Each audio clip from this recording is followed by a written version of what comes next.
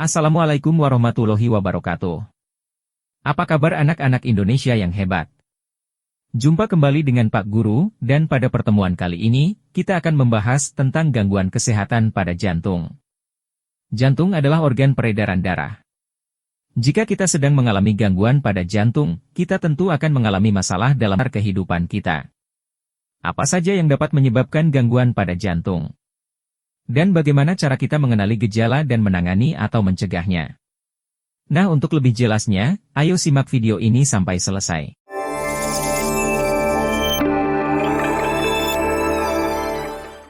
Anak-anakku sekalian yang Pak Guru banggakan, sebagai pusat peredaran darah, jantung sangatlah vital bagi manusia. Saat jantung mulai menurun keaktifannya, manusia baru mulai sadar betapa mereka sudah berada pada puncak masalah. Oleh karena itu sangatlah penting untuk menjaga kesehatan jantung. Berikut ini beberapa penyakit yang dapat menyerang jantung manusia, gejala dan cara menanganinya. Berikut beberapa penyakit yang dapat menyerang jantung manusia. 1. Penyakit jantung koroner. Penyakit jantung koroner terjadi ketika pembuluh darah yang menyuplai darah ke otot jantung mengalami penyempitan atau penyumbatan akibat penumpukan plak atau aterosklerosis. Gejala, nyeri dada atau angina, sesak napas, kelelahan, dan gejala mirip serangan jantung.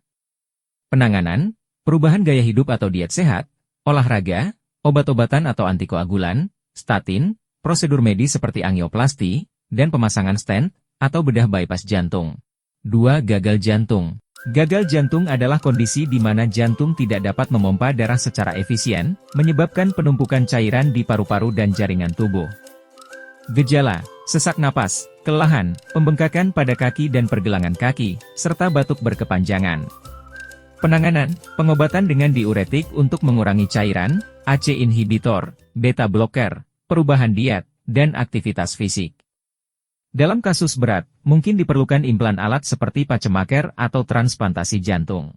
3. Aritmia. Aritmia adalah gangguan ritme jantung yang dapat menyebabkan jantung berdebar, berdetak terlalu cepat atau takikardia, atau terlalu lambat atau bradikardia.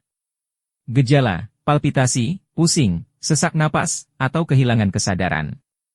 Penanganan, obat untuk mengatur irama jantung, pemasangan alat pacu jantung, atau prosedur ablasi untuk menghancurkan jaringan yang menyebabkan aritmia. 4. Penyakit katup jantung. Penyakit katup jantung terjadi ketika salah satu atau lebih katup jantung tidak berfungsi dengan baik, bisa karena penyempitan, stenosis, kebocoran atau insufisiensi. Gejala, sesak napas, kelelahan, nyeri dada, dan pembengkakan. Penanganan, obat-obatan untuk mengelola gejala, dan dalam kasus berat, mungkin diperlukan perbaikan atau penggantian katup jantung melalui prosedur bedah. 5. Kardiomiopati. Kardiomiopati adalah penyakit otot jantung yang menyebabkan jantung melemah dan tidak dapat memompa darah dengan baik. Ini bisa bersifat genetik atau akibat kondisi lain seperti hipertensi atau infeksi. Gejala, sesak napas, kelelahan, palpitasi, dan pembengkakan. Penanganan, obat-obatan, penggantian jantung, dan dalam beberapa kasus, implan alat seperti defibrilator. 6. Serangan jantung atau infark miokard. Serangan jantung terjadi ketika aliran darah ke bagian otot jantung terhambat, biasanya akibat pembekuan darah. Gejala, nyeri dada yang menjalar ke lengan, leher, atau punggung, sesak napas, keringat dingin, dan mual. Penanganan darurat termasuk pemberian aspirin, obat pengencer darah, angioplasti, dan pemasangan stent. Rehabilitasi jantung pasca serangan juga penting untuk pemulihan. 7. Hipertensi arteri atau tekanan darah tinggi. Hipertensi arteri adalah kondisi di mana tekanan darah tetap tinggi, yang dapat menyebabkan kerusakan pada jantung dan pembuluh darah.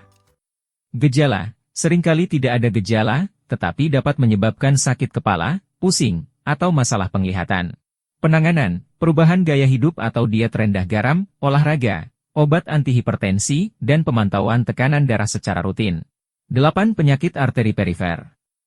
Penyakit arteri perifer terjadi ketika arteri yang menyuplai darah ke anggota tubuh mengalami penyempitan, menyebabkan berkurangnya aliran darah. Gejala, nyeri atau kram pada kaki saat berjalan atau claudication, luka yang sulit sembuh, dan warna kulit yang tidak normal.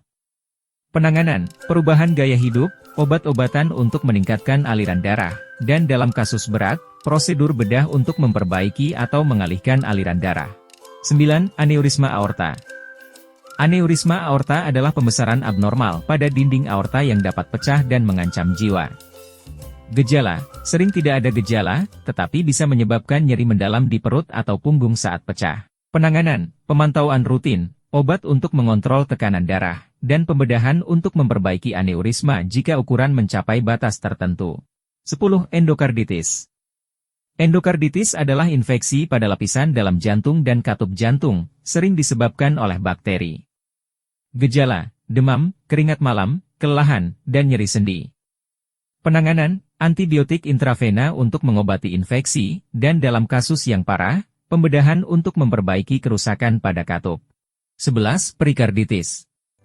Perikarditis adalah peradangan pada kantung yang mengelilingi jantung atau perikardium, yang dapat disebabkan oleh infeksi, trauma, atau penyakit autoimun. Gejala, nyeri dada yang tajam, yang dapat memburuk saat bernapas atau berbaring. Penanganan, obat antiinflamasi, kortikosteroid, dan dalam beberapa kasus, prosedur untuk mengeluarkan cairan dari perikardium jika ada penumpukan cairan. 12. Sindrom jantung takikardia ortostatik postural atau POTS. POTS adalah gangguan sistem saraf otonom yang menyebabkan detak jantung yang cepat saat berdiri, sering disertai gejala lain seperti pusing atau kelelahan.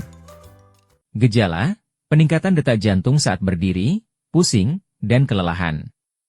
Penanganan, perubahan gaya hidup, peningkatan asupan cairan dan garam, obat untuk mengontrol detak jantung, dan terapi fisik. Penyakit jantung dapat memiliki dampak serius pada kesehatan secara keseluruhan. Jika Anda mengalami gejala yang mengkhawatirkan, sangat penting untuk berkonsultasi dengan dokter untuk mendapatkan diagnosis dan penanganan yang tepat. Perubahan gaya hidup yang sehat juga berperan penting dalam pencegahan dan pengelolaan penyakit jantung. Demikianlah anak-anak pembahasan kita kali ini. Semoga dapat menambah pengetahuan dan wawasan kalian, serta dapat meningkatkan pemahaman kalian terhadap berbagai ilmu pengetahuan untuk meningkatkan prestasi belajar kalian semua. Jangan lupa untuk menyimak video-video lainnya dari Bang Nurdin di channel ini. Terima kasih. Wassalamualaikum warahmatullahi wabarakatuh.